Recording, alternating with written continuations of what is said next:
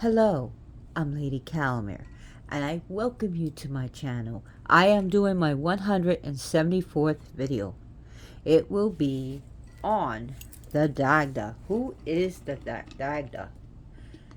The Dagda is the great father of the gods in Ireland. I'm not saying that all the gods are his children. He is called, one of the names is the father. He is also called the ample father.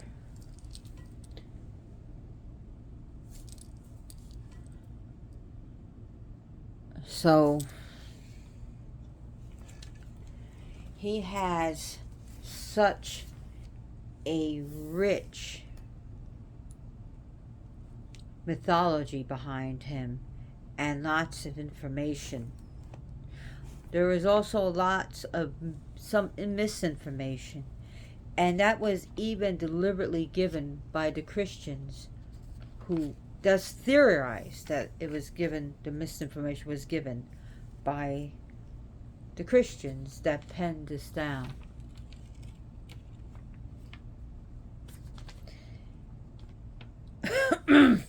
So Dagda is also, even among the neo-pagans, kind of misrepresented in even some of his stories. So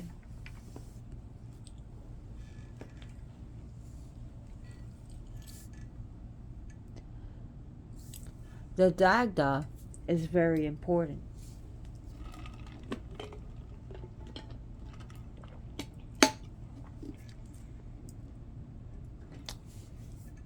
He has different attributes, his tools, if you want to call them. I like this statue because this is how he's really should be represented. One of the things that people represent him as, a sloppy, oafish, extremely morbid, obese god who probably described as, fat, smelly, and goofy, who wears clothes that don't fit him right, that show his belly and his ass crack, like sort of like my ex used to do, and looked like, and just sloppy hair, and just eating everything in sight until his belly becomes, gigantic. And he that right there is how he's always described. Never truly how, in more of the stories of how he's described, because in most of the stories he is not described like that. Okay? He was a king. He eventually becomes king after Lu is removed from his kingship, and Dagda takes his place, in which the Dagda does rule for 80 years until he died from a grave wound he received by the queen of the Fomorians, Caitlin of the Bucktooth, or Bucktooth Caitlin. And that was 125 years earlier, before he became king, but he finally succumbs to his wound and dies, in which promptly his son, one of his sons, takes over, and his son is named Red Raven. And that then eventually he doesn't even finish his kingship until the Malaysians came and then chased the Tua de Danann into the land. But they still had to, they didn't want to worship these gods, but they had to, because the land would not be fruitful, nor would the cows give milk without giving just due to the Tua de Danann and the Dagda. But the Dagda was described sometimes as red-haired, even grayed hair. His hair eventually becomes gray. He has a long, like, beard like this. He is tall, strong, and he's even muscular, and has he's dressed. He usually dresses in dark clothes, browns, grays, blacks, like in sort of like that hooded figure, sort of looking like Odin of the Norse. It's theorized that the Christians like to make the Celtic gods kind of look either dumb or not as smart as they like to think they are, compared to their saints and their Jesus Christ and their Mother Mary. Of course, our gods are not going to be perfect towards their gods.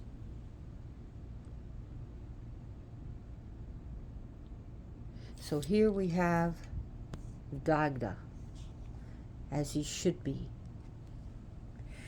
By the way, that description of where he dresses, the dress that he wears in this story of him being an Oompa Loompa, is where he dresses like a peasant with the rough rawhide boots and his tunic that doesn't fit and his kind of his butt crack hanging out and his penis hanging out. He's dressed like a peasant,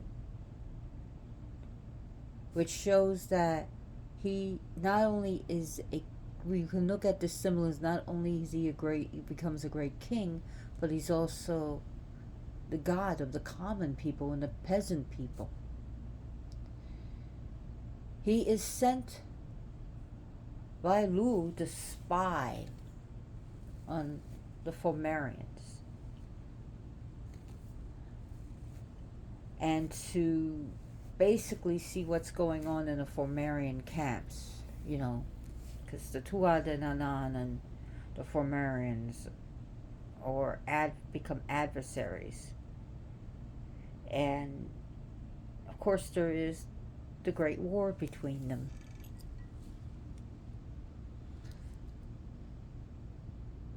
So the Fomerians, and we know that Dagda was one of the things, is a god of hospitality. What they do is they dig this giant pit, and this happens on Samhain too. Let's go back. They dig a giant pit, and they pour a nasty porridge. They make a porridge of milk, of 80 gallons of milk, and they put whole pigs, whole cows, whole sheep in it, and they really make this disgusting concoction. And he's told to eat it, or they would kill him, because he rejected their hospitality. So let's look at the giant pit. Dagda is the god of the earth, among other things, which when you have gods of the earth and goddesses of the earth and a chthonic deity, what they would do is dig a pit and then pour the offerings in it, or right up. And that's what they did. And he gets a ladle and he eats the porridge. And this ladle is so huge that it says it could fit, they say 2 men. Actually, it's a man and a woman copulating that could fit on this ladle. And he eats every bit of it to the gravel without complaint. The Fomerians make fun of him for being a pig. But let's look at this. He is God of the earth. he has a voracious appetite. It shows that the God of the earth eats, but also gives. Because remember, we'll get into the cauldron. But his belly is so bulbous because of it. It's like cauldron-like. And he stumbles and walks in there making fun of him. Then he meets a Fomerian princess, the daughter of Indek, the king of Indek. The king is Indek of the Fomerians. And she kind of laughs at him and jeers at him, and then she beats the living hell out of him. They get into a fight. She beats the living hell out of him. And we're going to see another aspect of him. See, I don't have any script. I don't have any notes, so I'm just going as with the flow. Because I wanted to dismiss that he should always be a fat fuck. I'm sorry. I'm kind of chunky myself, so. But that's how they make him described. I'm not making fun. I'm not body shaming. So please don't think I am. But that's how people have described him. And she demands to ride on his back, which he is also deals with the god of horses. In fact, one of his name translate as the great horse ample father,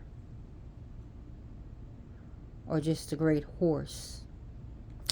He says, I have a geesh, which is a taboo. And she said, what's the geesh? You need to know my name in order to ride me. Okay, what's your name? My name is Spur Ben. Okay, let me get on your back. Well, that's not my name. Then he goes on saying, she says, what's your name? So he gives her another part of his name. Then she says, let me get on your back. She said, that's not my whole name. And she demands again. And he finally tells her. So then she gets on his back and rides him like a horse across Ireland. You know. Of course, during the story, after he gets off, he farts, in which that's part of his name, and he like said to be part of his name, and then he takes a dump. Literally pulls down his pants and takes a dump after that big copious meal. And part of that is that he is a god of fertility. What do we use for crops? For soil? Manure. So anyways, they have sex. They literally have sex after all this. And after they have sex, their little rumple in the woods, she goes that he says that he wants to defeat the former, and she said she's going to be a rock in every step he goes. And she said, well, every rock will bear the print of my footprint. Then she says that she will be an oak tree in pretty much in every way to block him. And he said, well, every oak tree will meet my axe. Then she relents and she says, okay, I will chant magic. I will be the magic wand against the Fomerians, and I will help you. So here we see that a war of words, but he wins her over. And not only that, so you know how they say make up sex kind of after a beating, but she actually in this way becomes his mistress, in which he gains help from the daughter of Indek to fight against her own people, in which she does lend her hand in the war.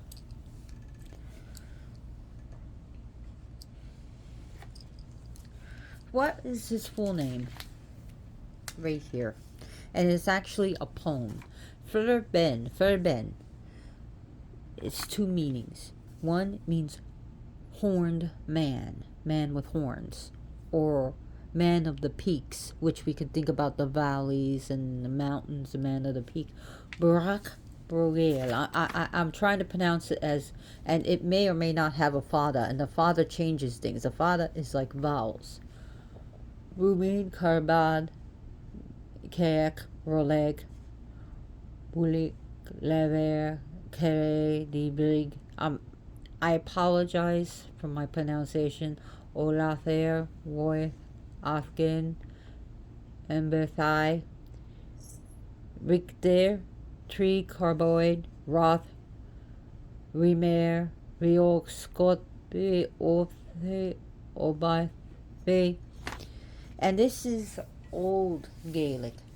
No one alive that I've even heard of speaks Old Gaelic. They speak a newer Irish language of the Gaelic. So the language has changed. And from what I understand about the Old Gaelic in the poems, is that when words come together and form a sentence, that each word can change the other word.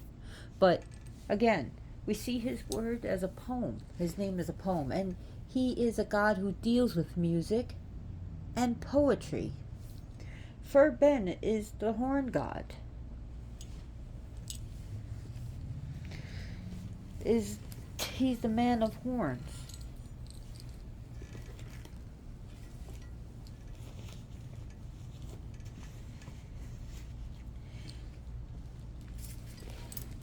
And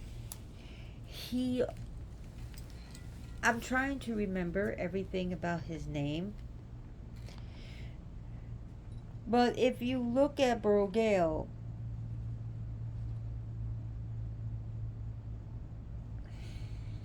sorry, let me go into Barak. Without the fada, it could mean like border. But with the fada, the ink, like I said, the vowels would mean a man with a big belly.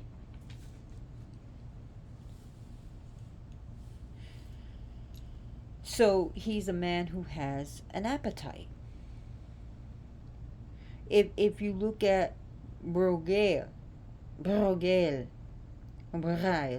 it means a big lapful or a big lap.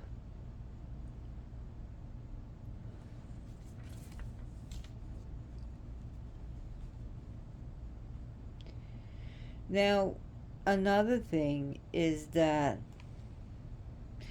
even though the word bro, which is also another word of brogel, can mean someone who farts, someone who's gassy.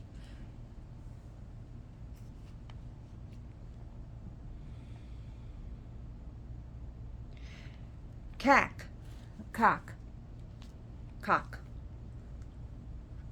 is basically caca, excrement, poop.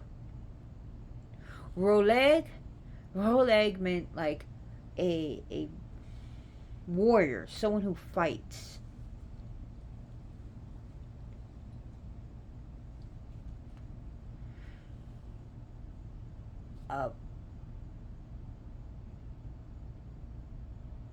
So if we look at the next word,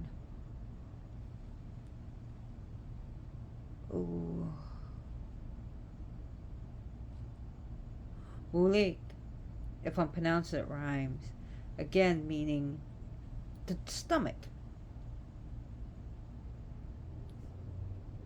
So Wuleg could be the warrior, the great warrior, a warrior with a belly, or but if we look at this, laver means to make noise, to be loud, to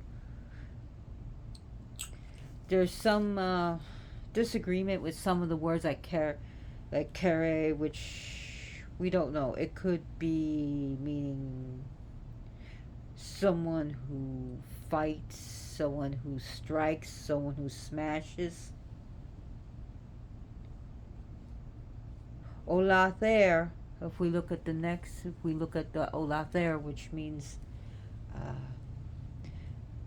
ample father or great father. Some people call it the All Father. And some feel calling him the All-Father is a misinterpretations of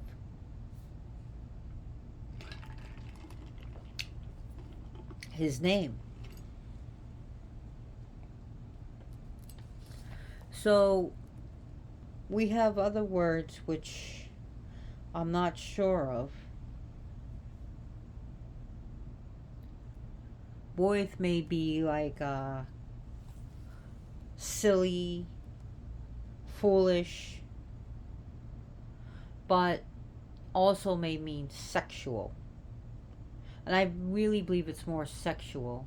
The Christians would have us, the church back then would have us think that our God was adult, a big joke, someone to be mocked. Tricorboid, which definitely means a chariot with 3 wheels. Reog, if you look at the word Roth, okay, so we got Roth, Rimer, and Reog means it's a word for king. So we got king in his word, and Oba Olathe, which someone who goes against decay, who fights against decay, who refuses the great ebb of life. So the ebb and flow, the flow meaning to come in of life, and the ebb means to go out, to die.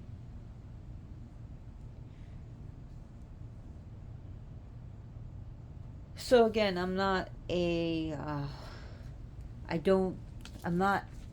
Gaelic is not my first language.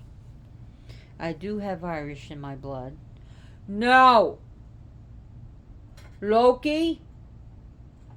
Slokey, get down! You know I'm mad at you when I call you Slokey. Go. Get down. You're misbehaving. Slokey. I call him Slokey when I get upset at him.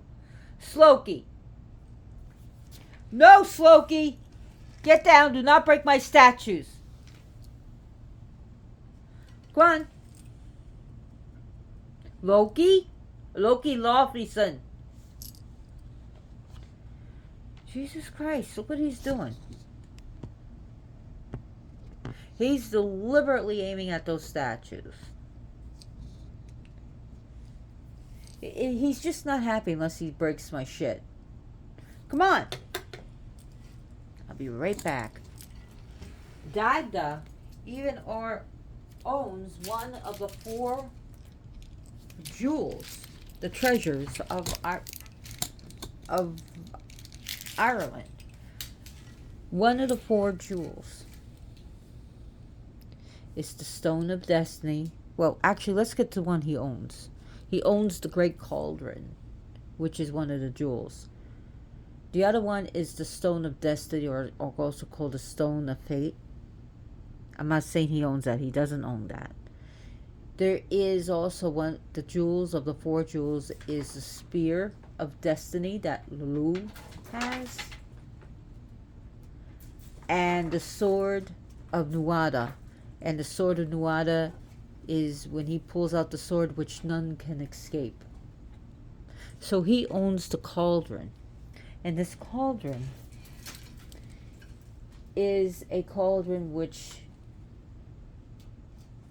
he feeds everyone. No one goes away hungry. Everyone goes away happy, fulfilled, content, and with a big belly, full of food. And here's where we talk about big belly. And that could be also the meaning of his name. God damn it. Loki! Could be part of his name of why he also has the big belly. Is that he's a god of the grain. A god of food. The god of what we harvest. The god of eating meat. Of me providing meat. Providing vegetables and fruits. Providing sustenance. Not because he's this gigantic, engorged dude who just keeps eating and eating and eating. So he's a God who sustains all those who comes to him. He has a great harp. And this harp, you just can't control yourself, boy. This harp, he plays 3 tunes. He plays 3 types of music. One of joy, one of sorrow, and one of sleep.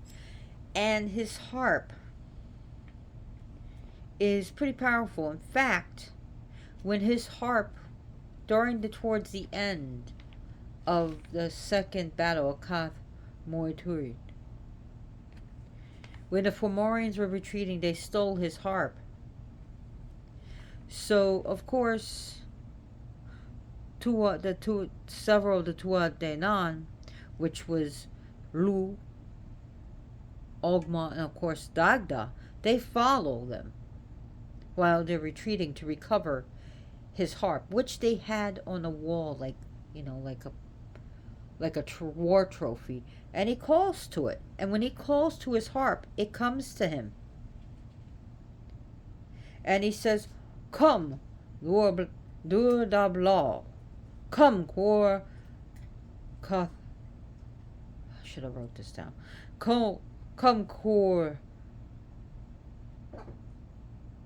Kethkaher. And he says, "Come summer, come winter.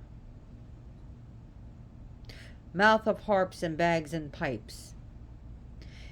So he calls it come summer and come winter. And we look at the what he says, the first words.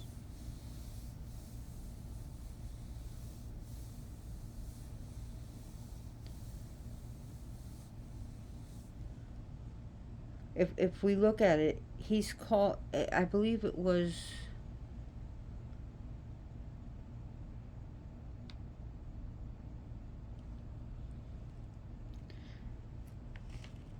the words meaning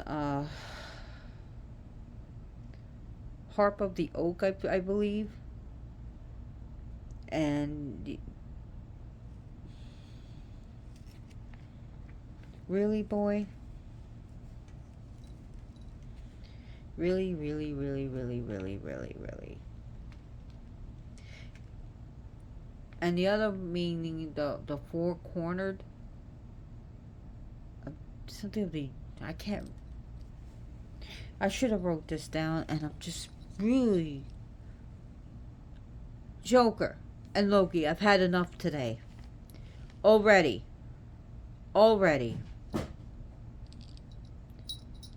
They're destroying things.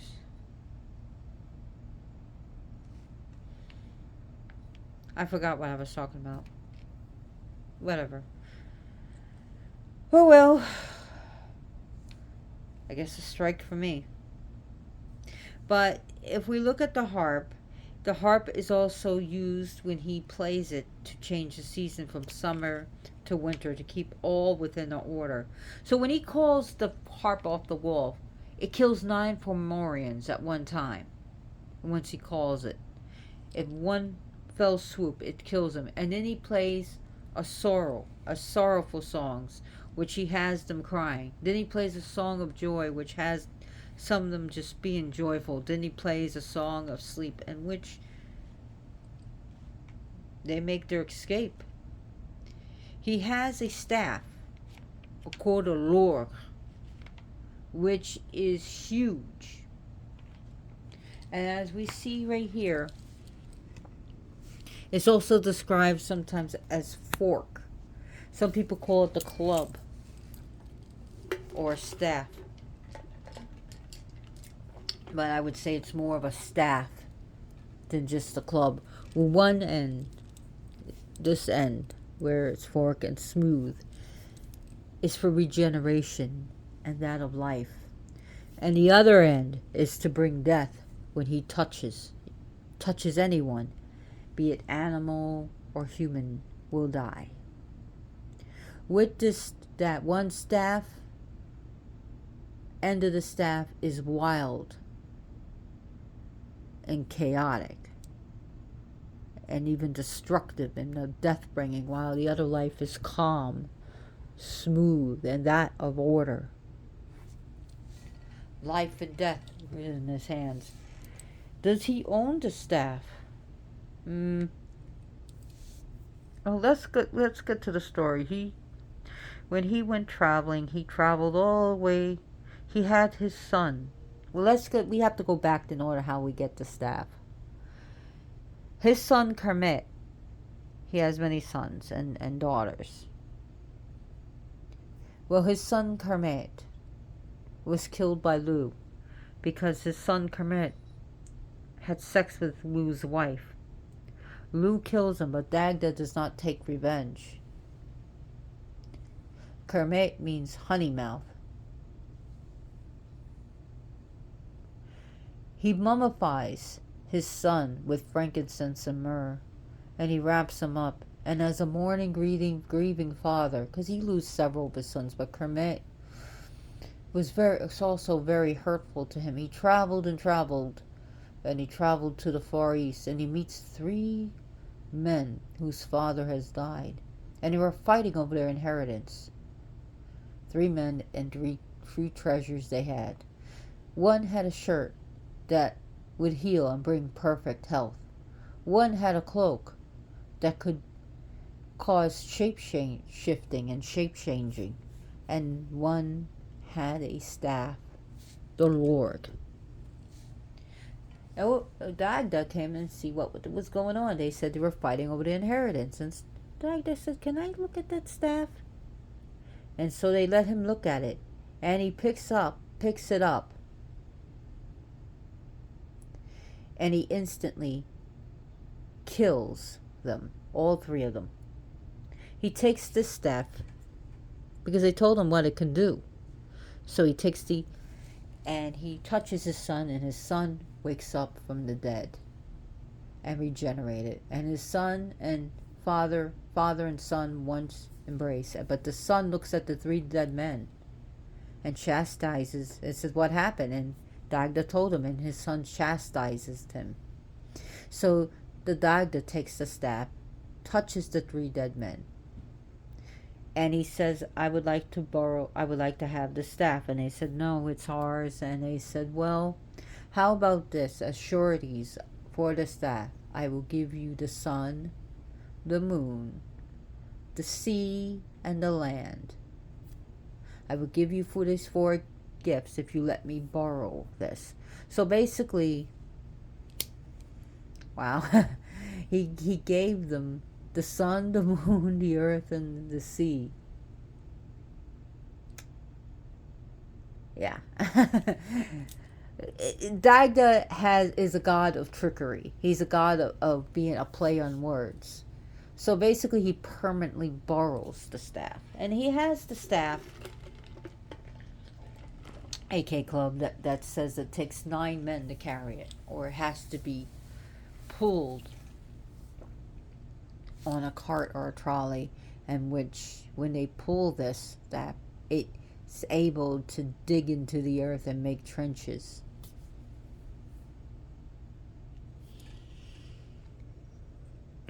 We see he has a sword because he's a warrior, and he is described as a great warrior when he fights the Furbolgs and when he fights the Fomorians. He can cut through the line one after the other and make them fall, even before he acquired the staff.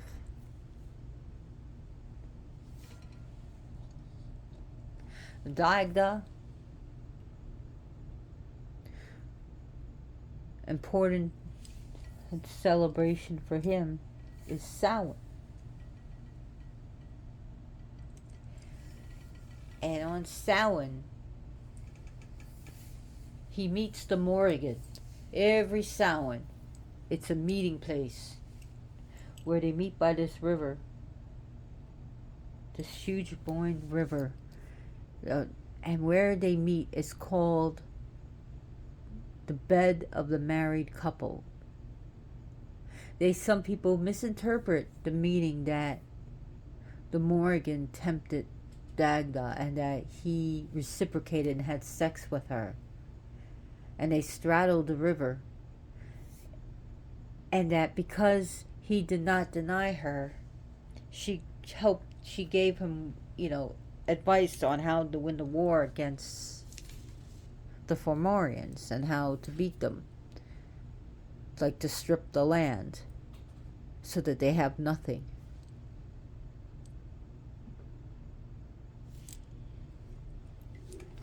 Actually, they're married. The Morrigan is married to the Dagda. So every Samhain they meet. And there they mate with each other. The Dagda, what does the name mean? I should have said that in the beginning. It's just that he's such a complicated god. Dagda means the good god or the great god. Doesn't mean because morally he's good. Yeah, he is good, but he's also bringer of death. But he's good at what he does. And he got that name from his Tua de Danann.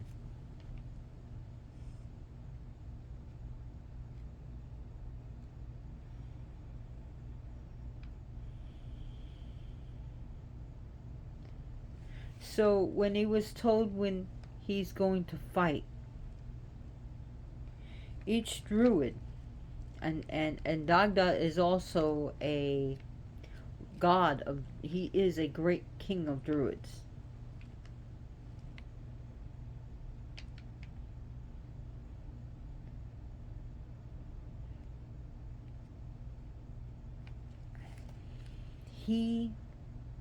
Each druid said what they can do, their magic. One druid said that they can drain, the cupbearer said they can drain all the water from the land and let the Fomorians die of thirst. Another one said that they can throw fire from the sky into their faces to blind them. They also said that they can bind the urine in the men and bind the urine in the horses and bring them fear and bring courage and strength to the Tua de Danann. And Dagda was asked what he could do. All you say, I can do. I can do all these things. And they called him, they started shouting that you are the Dagda. Or Dagda, which means the Dagda, the good god. So his name becomes a title. He even says that he will fight for the men of Ireland. That he will basically take his club and smash them into basically powder. They will be basically smashed.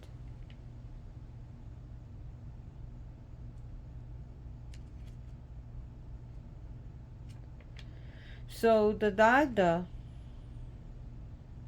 also possesses a special cow, which is very important. Okay, so eventually, after, Nuada loses his hand in the battle, and because he is not perfect, he has to step down. He lost a body part, he has to step down. Which he eventually regains his kingship once they make a new hand for him. So he's made basically a prosthetic hand. But Brez takes over. And Brez is a son whose father is a Fomorian and mother is a Tua de Danann. They basically coronate him as the great king of Tua de Danann. Unfortunately, he's a bad king. He becomes a tyrant of a king. He favors his Fomerians over the Tuatha De Danann, and he takes the rights away of Tuatha De Danann. He basically humiliates them, overtaxed them, and he brings takes their cows and taxes, gives them to the Fomerians. One of the cows he takes is a great cow that with her moo she can bring all the cows to follow her, sort of like the Pied Piper. He takes the wealth and prosperity off the Dagda. Not only that, he humiliates the Dagda by having him and his people dig trenches and dig ditches and trenches and build this and build that. Eventually, there is a plot to overthrow Brez. And there is also a satirist, Crindenball, the blind satirist, who basically makes fun of the Dagda and laughs at. He's a satirist, satire. And each night he demands the best parts of Dagda's food, which is basically the size of a whole pig that he takes and he eats. The Dagda actually starts losing weight and he is becoming skinnier and skinnier. He's experiencing famine,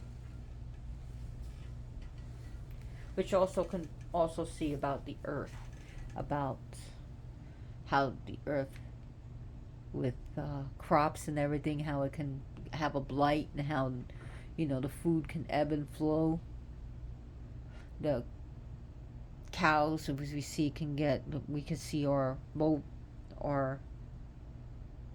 bovine get mad cow disease, whatever diseases we have today, like bird flu. So yeah, sometimes crops can be decimated and a famine happens. So Angus MacOg, his son, suggests that he puts gold in each of the portions for 3 days, and it will kill the satirist. Because if he poisoned him, since Dagda is a god of hospitality, he will be punished by Brez. So he puts 3 pieces of gold. He puts a gold in each piece, and when the satirist asks for the best piece, he says, "Here." He eats the first time with the gold piece. The second day, he eats a piece of gold piece, and the third piece, he eats a gold, and he pretty much chokes on it. The Dagda is basically could be executed for this, but he proves that he did not kill him, but he gave him the best parts of the food that had gold in it. They emptied his belly, opened up his belly, and showed the gold. And he does have how did he come in the possession of this cow? Well, after the people rose up against Brez, and Brez was told to step down. He said, "Give me some time," in which he goes to the Fomerians and raises an army, because basically his people turned on him, and there was a giant fight in which the Tuatha De Danann pretty much win. But what they do is Dagda goes and gets all the cows, including, well, he gets the cows, but he gets the cow from, he asked for Brez for a very important gift. Let me go back. He asked Brez for a very important gift. He said, for all his labor, I would just like to have that cow, the special cow that, And Brez gives it to him, scoffs at him, makes fun of him. What a stupid thing that you want. Well, he's smart, because when they go and get the cows, he has the cow to moo, and has all the cows and bulls follow, all the bovine, the calves follow them back to the Tuatha De Danann, which the earth takes back. We see that the earth gives and takes. The earth provides, but sometimes the earth can really fuck us up. But also the earth feeds us, and it eventually feeds on us.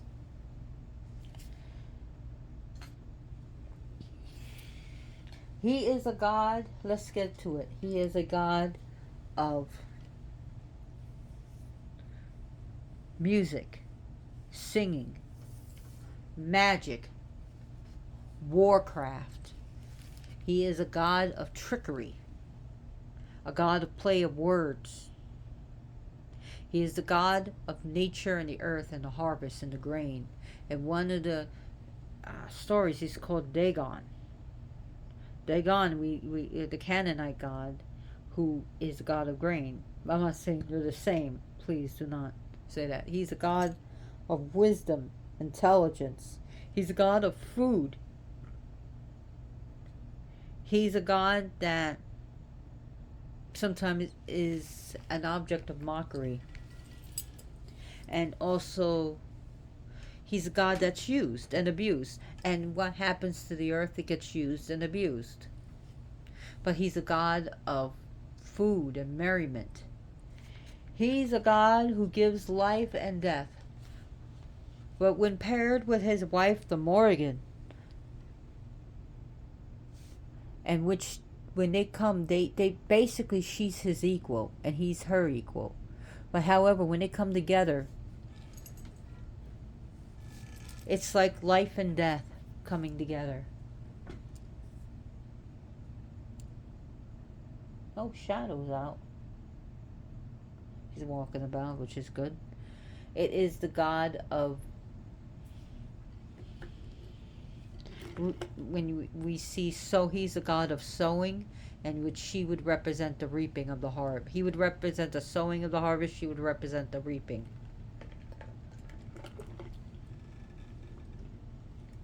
Another thing that Dagda can do is control the weather. He's a god of writing, creativity. He is like Lu, who is multi-talented.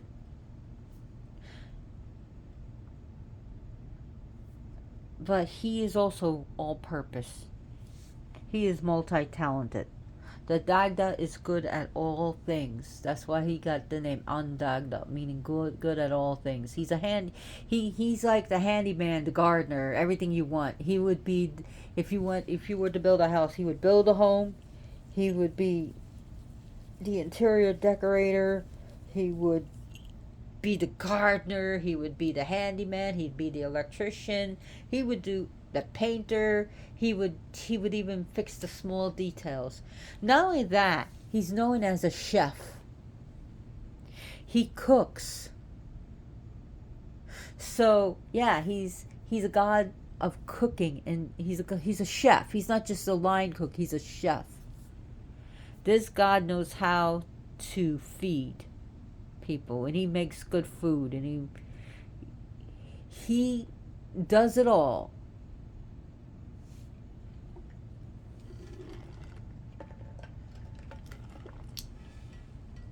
Now, of course, he's not monogamous. He has different lovers, and he has many, many children. Some of them are very important, some of them not so much. He has Angus Magog, off the top of my head. He has, his sons and his daughters. His Angus Magog, his son. Kermit is another son. Conan. Now, we're not talking about Conan the Barbarian, but Conan is his son. His daughter is Bridget.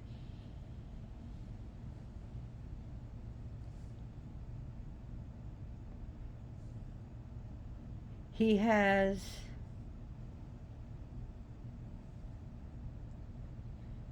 and we're talking about Bridget. Her original name is pronounced Breed,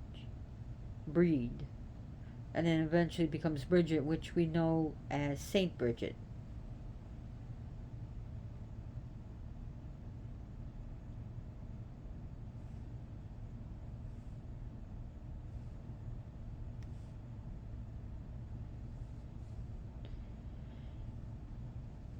He has Kermit, Honeymouth.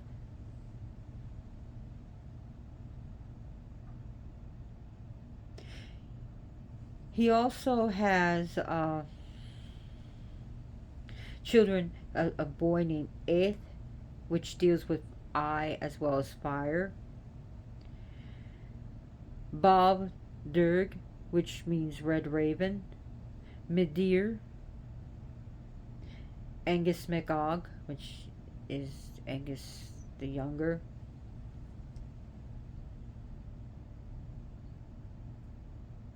Now, his element, he also has a child by the Morrigan, which was later killed because, not by him, but because it was so monstrous that it was killed.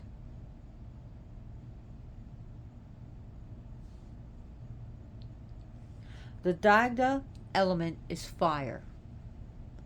His main element is fire. His secondary element is earth.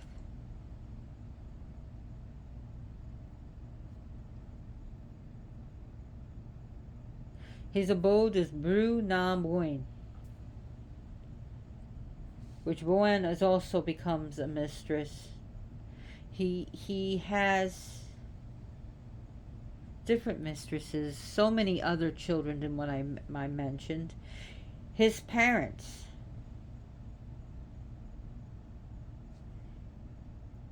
one of the goddess is now pronounced Enya.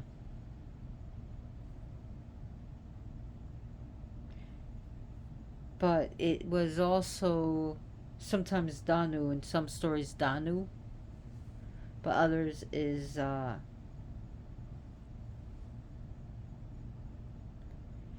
Enya, and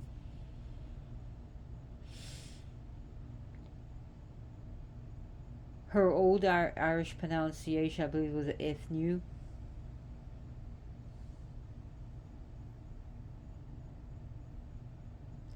And his father was Elatha, which I believe now is pronounced Elatha. And he was a king of the Fomorians. So the Dagda's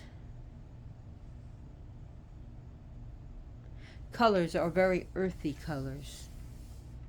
Some people describe him the Thor of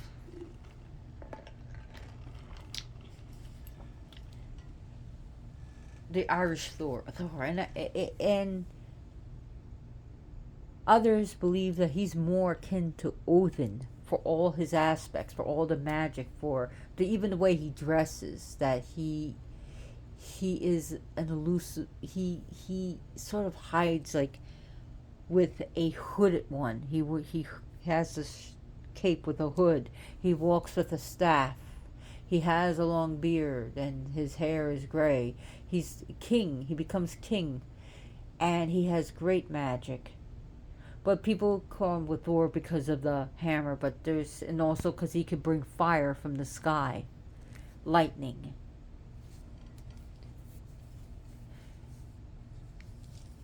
And that he also deals with weather, controlling the weather. But also there is a story where Dagda fights a sea serpent like Thor does.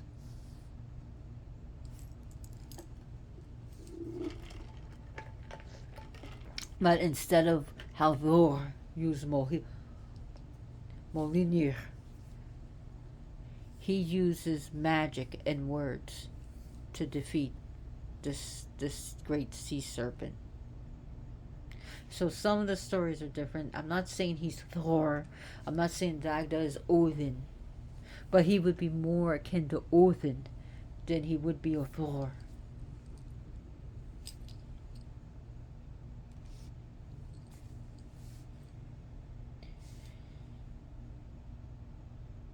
So we look at his other name, Eohe Olathir, which means horseman ample father.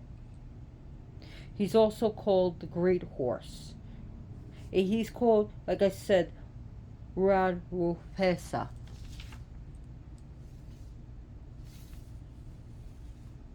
And Ruad Rufesa is another title that is given to the Dagda, which means the mighty Lord of great knowledge or great wisdom. Is also called Dawn. Sometimes he's given the title of Dawn,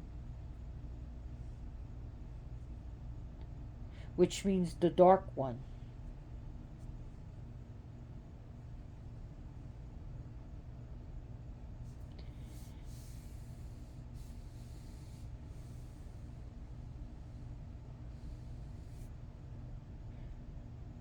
He is called Dair, which has the father.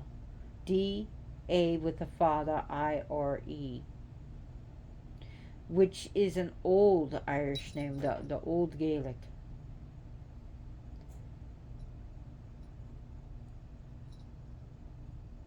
And it basically deals with oh, meaning ancient ancestral figure. Now the name is called Dara.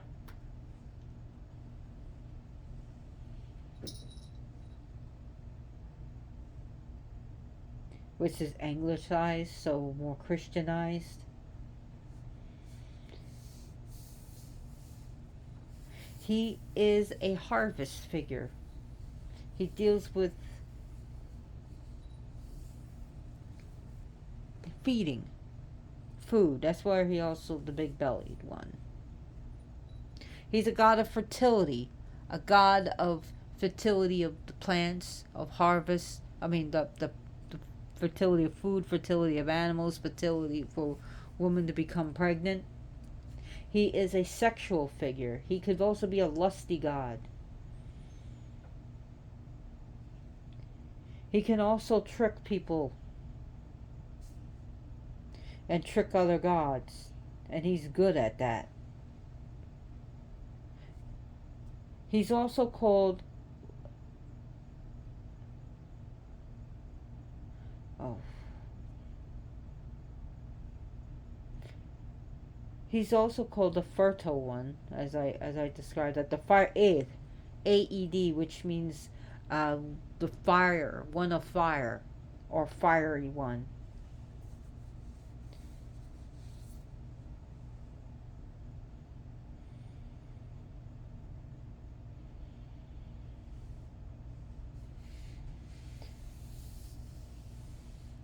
So his brothers is Ongma and Nuada. But some even list Lu also. He also has a daughter, Aing, Ainge, Ainge, and he makes like a twig tub for her that always leaks when the tide is in. So when the tide flows in, but never leaks as the tide goes out. So he has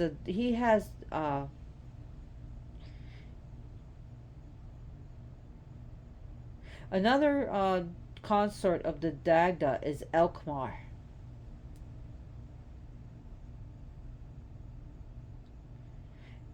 In which he has a son with.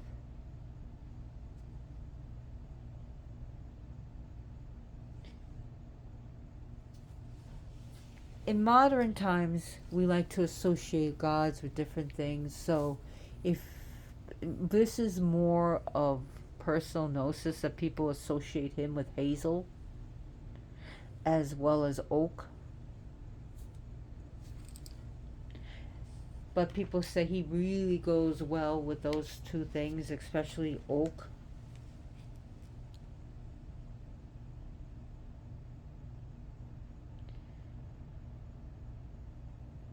In fact, his harp that I was talking about is also called Oak of Two Metals when he calls it out to him.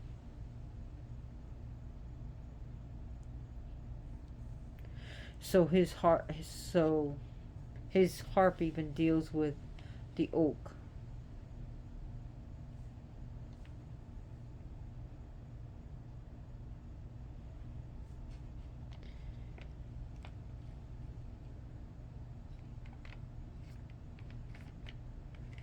So other names that's also given to him. God, he has so many names. Dagda Don, like dealing with the dark Dagda, also can also means noble Dagda. Dagda Don can mean dark Dagda as well as noble Dagda. That he's noble.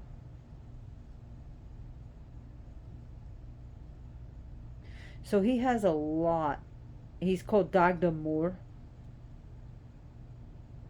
I'm sorry, I'm just been a little miffed lately.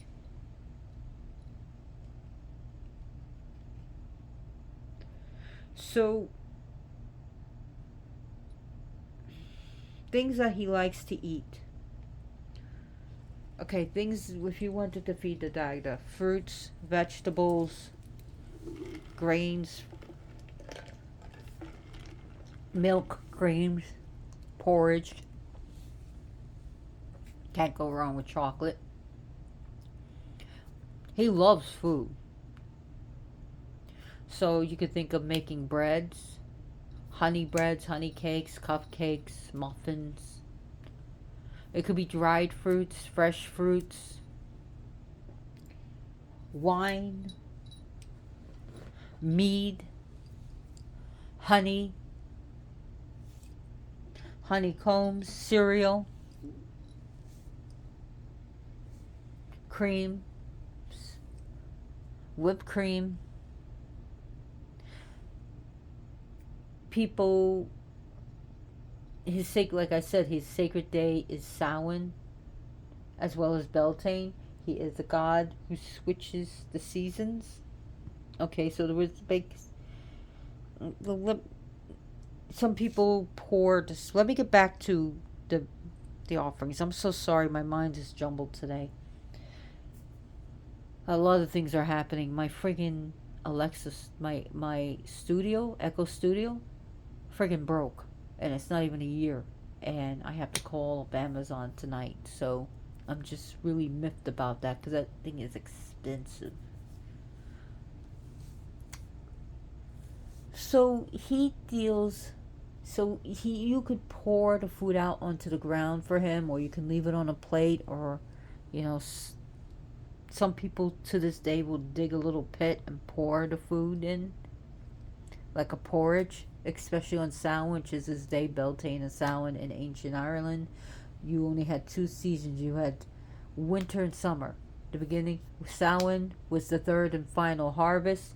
It meant summer's end. It was begin first day of winter, the first day of the new year, the day when the time when the veils between the living and the dead would be at the thinnest. Then you have the other half of Beltane, which is the end of winter and the beginning of summer.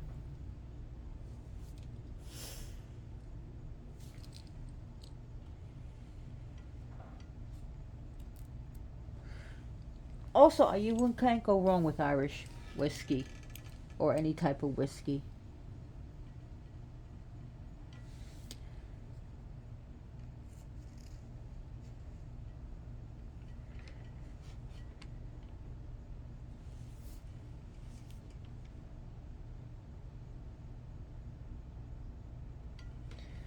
So there's some. So like I said, I like this image of him because I'm really tired of people saying that. Like I said, he's just this big bald beer belly bumbler. That's a total goofball. Yeah, Dagda has a good sense of humor. He likes a good, good laugh. But you know how those Christians were, and the stories weren't written down. They were written down by the church.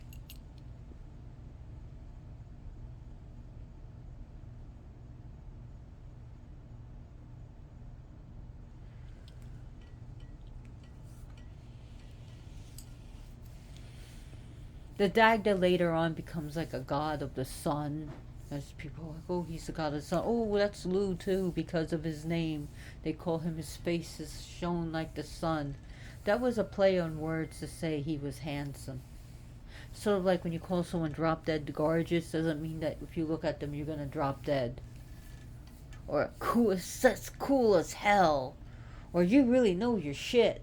It's just a play on words. It's an expression.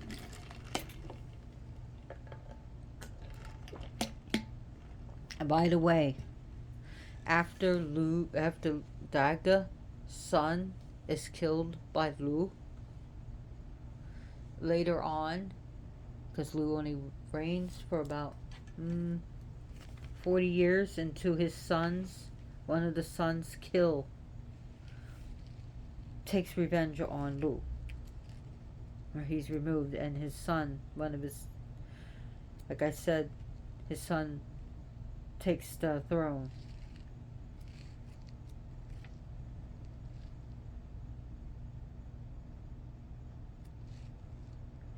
But his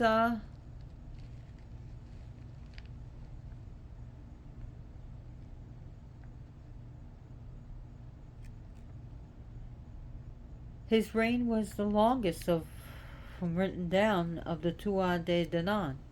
Some believe that he may have been the first king. But again, a lot of things were lost. Or just theories of what it was, because some things were lost or were misinterpreted by the Christians.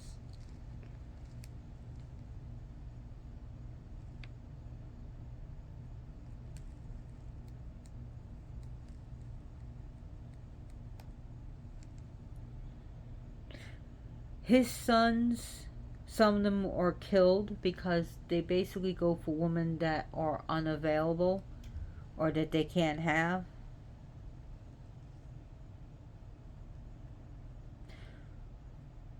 Like one of his son, Aeth, eventually gets killed, and the murderer is brought before the Dagda, and the people of the Tua Danann want retribution. They want retaliation, and the Dagda will not. I will not do what you want. This is not right. This is not justice, and this is not right, and the lawful. This is not right or lawful, and it will not be done by me. So he, as a king, he's a good king. I mean, he makes mistakes along the way in which he has to pay for it. But as a king, he upholds the law. He is a good king. He gives true judgment to his people.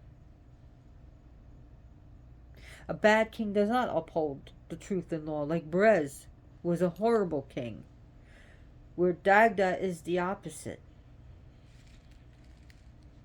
Dagda is a sage. He's a magician. He's a witch. He even, like Odin, he even practices magic that were women's magic, as Odin learned. So here we see some more of the connotations between him and Odin. He's a god of wizardry and destruction. He knows all different types of magic. He knows all different types of incantation. He knows magic and witchcraft. He is a god of druids.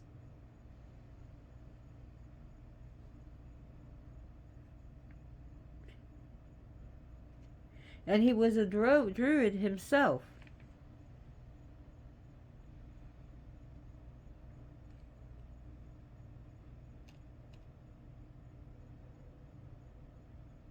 He also owns 2 pigs. One that is continually roasted and one that is alive and getting fat. So he has one that he'll always have a pig that's roasted, and he'll always have a living pig with him. Where he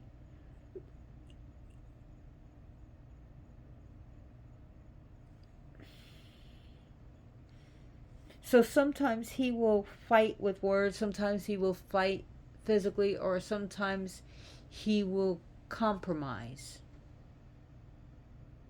Or that, he'll eat crow. He's a hard worker, he's a laborer. As we see him under Brez, he labors.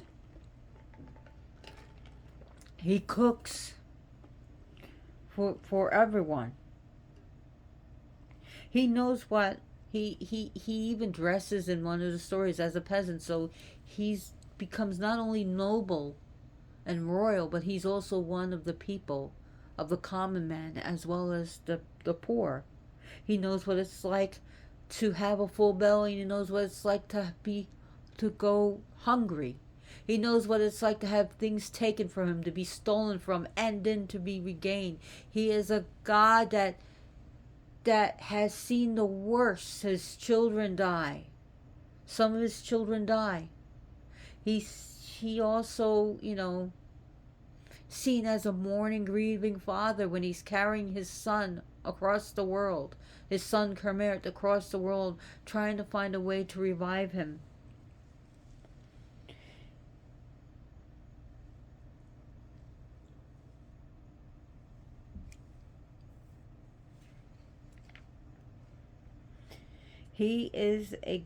So he knows what we feel.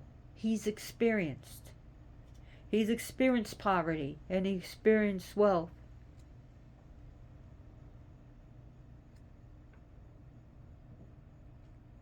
Yeah, he fucks up in some of the stories, and he has to pay for it. Yeah, he's a god also who manipulates. Yeah, he can manipulate. He knows how to manipulate. He knows how to do trickery.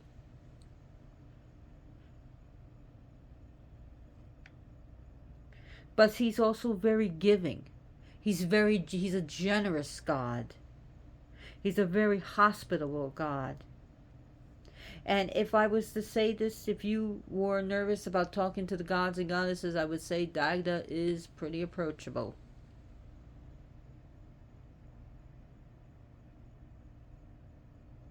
So he's a god of so many things. He's a patron of musicians. He's a patron of warriors. He's the patron of farmers. He's the patron of gardeners.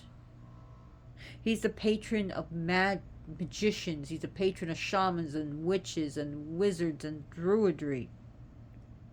He's a patron of poets. He's a patron of artists. He is just this all-encompassing great father. And he is a good father.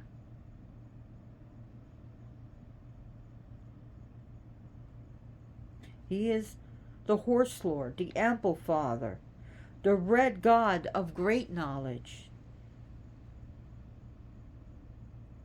He is the god just as great at all things. So if you're a handyman, hey, Dagda's a patron. He's a patron of those who could just do everything. He's the patron of those who are jack of all trades. He's a God who gives abundance. Abundance of money, abundance of food, abundance of land. He deals with the land. He is the speaker of true justice. He deals with justice. So if you have to deal with the law, if you're doing with court spells, this is your God. He's a great God of storytellers. So if you're an author, or if you like to be a bard, he's your God. He's a God that will help you with your skills, to help you find the right words to say. He's a God of mighty deeds. He's a God of bravery. So when you feel scared, when you feel alone, when you could be at your worst, the Dagda can help you to be at your best. He can give you to find your strength and take the strength away from your enemies. To give them fear while giving you courage. When you are grieving, The Dagda tried tears of blood for his son, Kermit. So when you are grieving the loss of a child or a spouse, and he's lost children, he knows the pain. He knows the gut-wrenching pain of losing a child, of losing a brother. He knows what it's like of loss. So when you're grieving, this God is also deals with grief.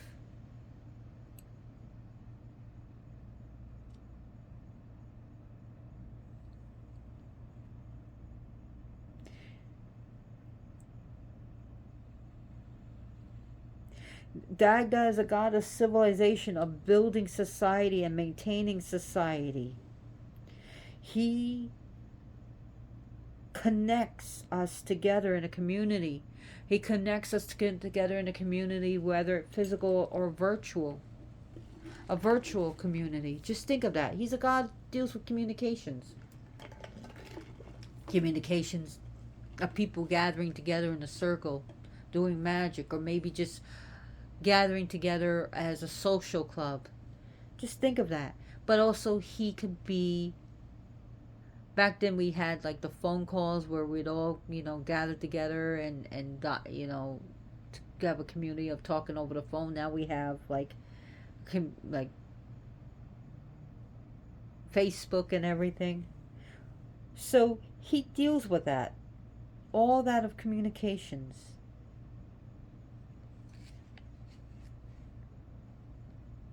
He deals with politicians, politics. He deals with kings.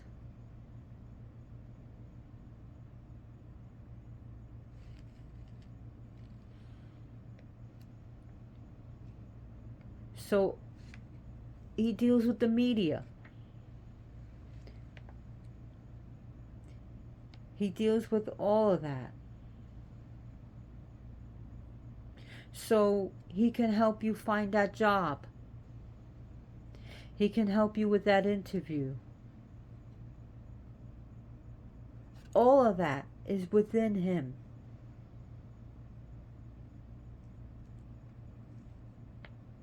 He is the God of nature and of civilization.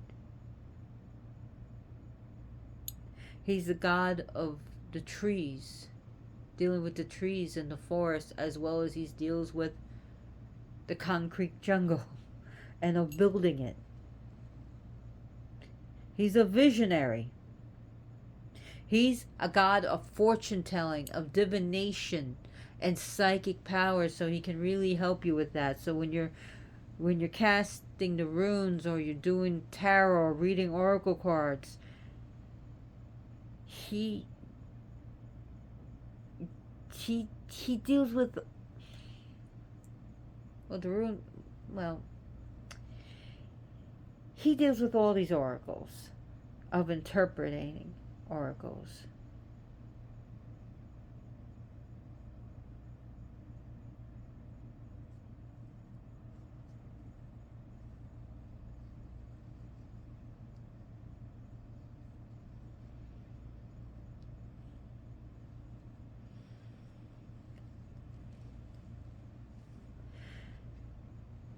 So all that, he is a very complex deity.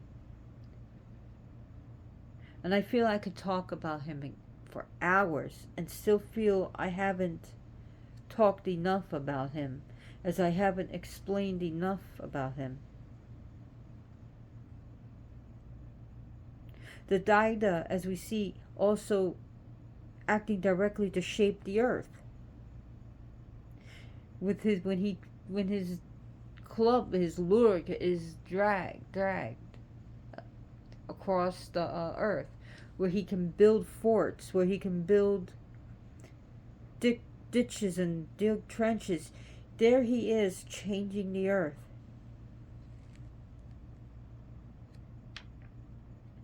So if we look at the rule of the gods, Lu rules for 47 years. Nuada rules for 27 years, but not consecutively. Like I said, after he loses his hand, he has to step down. But once a prosthetic is made for him, he comes back onto the throne. The Fiaka rules for 10 years. Dalbeth, 10 years.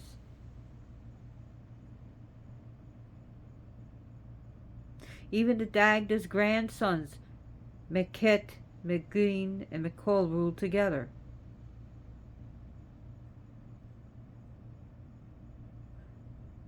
Actually, I have to make a retraction. I said, so Meket, McCall, and McGreen, I hope I'm pronouncing it right, rules for like 29 years until the Malaysians appeared. So, but I think the Red Raven might have ruled as well during the Malaysians.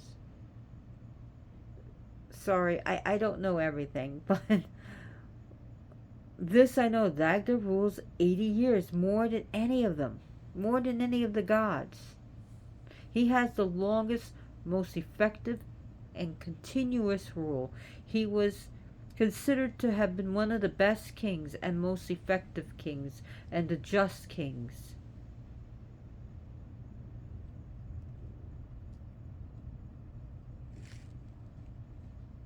So excuse me, I do correct as I go along. I do make mistakes. I am human. I don't use notes. I won't use a script. The only note I have is here with his name, and I wrote it down, which is a huge ass name.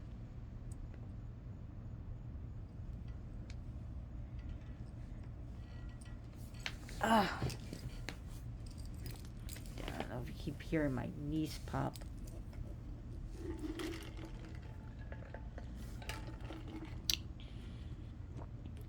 But the Dagda, there's so much in depth to this god. And here I have like different, the god, Morgan, and Gavano, that's also the triple-headed god of. But yeah, do more research on this god. Learn all you can. And I'll be right back. I do want to get something.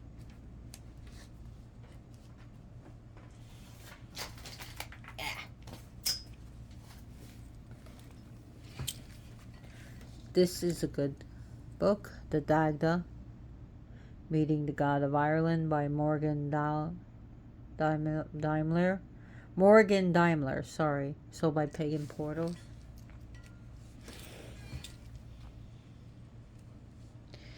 This, I do recommend it. It is an introduction to the god. And it has right here, get to know the good god of Ireland through mythology, history, and modern worship. The Dagda is one of the most well-known of the Irish gods. Very true. A king of the Tuatha De Danann and mediator between the gods and mortals after the Gaels came to Ireland. Yes, a popular god among the Irish Celtic pagans. The Dagda is a powerful figure who reaches out to us from myth and memory. For those seeking to honor him today, finding information can be difficult or confusing. Pagan Portals, the Dagda offers a place to begin untangling the complex history of this deity. It's a nice little book, but sometimes I get confused with it, and like I said, if I have to, I'll correct myself during the video. I'm not going to make a mistake and then stick by it and say, oop, it's true. I'm not an asshole. So yes, I make mistakes. I'm so sorry. And I don't have any program to really edit out my mistakes. So this is me, raw, chaotic with the cats, and sometimes I fuck up, but I will mistake it. If I realize I'll fuck up, I will write it down in the comments or in the description of the video. But anyways, I want to thank you for watching my video. So sorry I'm not perfect. Uh, I'd be lying if I said I was. I'm far from perfect. But if you give me a thumbs up, if you like this video, give me a thumbs up. If you didn't like the video, give me a thumbs down. If you like this video, please subscribe to my channel, as it helps the algorithm to become more accessible to people, so the knowledge gets out to people. So share my video with friends and family.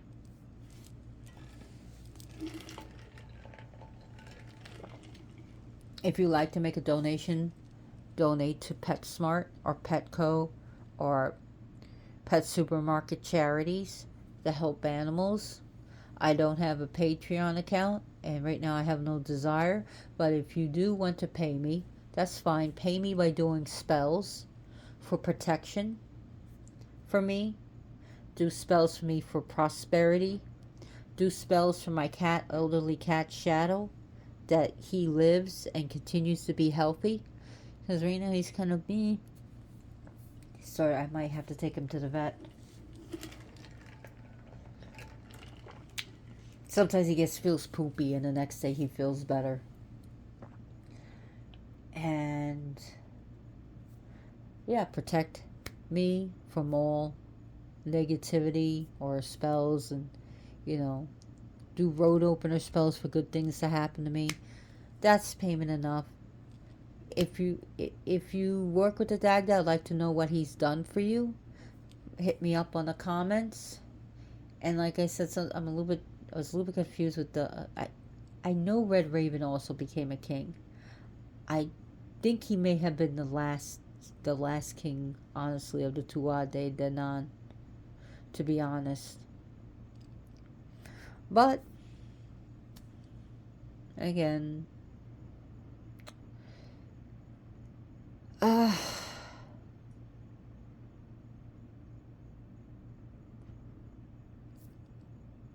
the stories are not always neat and linear. They are not like that. I know some people like to put their mythology as neat and packaged and peg hole our gods, and put everything in neat little packages, and say there can only be one. That's not how it goes. So, and again, our stories were written down by Christians, and they weren't written down by us, or the pagans, and the heathens, and the witches, and the druids, and the magicians, and the wizards. But they were passed down orally, the stories. So it's different parts of different lands will have different beliefs and variations. But again, nothing is neat and easy. And it's not linear. Even Christianity, their stories is not linear. Some people believe the Virgin Mary was completely virgin throughout her whole life. Others say yes, eventually she had children with Joseph. So it depends on who you're talking to. Are you talking to a Protestant? Are you talking to a Lutheran? Are you talking to a Baptist? Are you talking to a Roman Catholic? Are you talking... So again, all different beliefs. Are you talking to a Gnostic? And some of the Gnostics even believe that Christ was crucified on a cross but survived the crucifixion. So again, the stories are not even as neat as everyone wants you to think, sort of. But anyways, I really appreciate your time. Thank you so much. Your subscriptions mean so much to me. It's a great payment to me. I don't make any money from these videos, so I haven't monetized my channel. So anyways, stay safe out there. Take care of yourself, and as always, blessed be.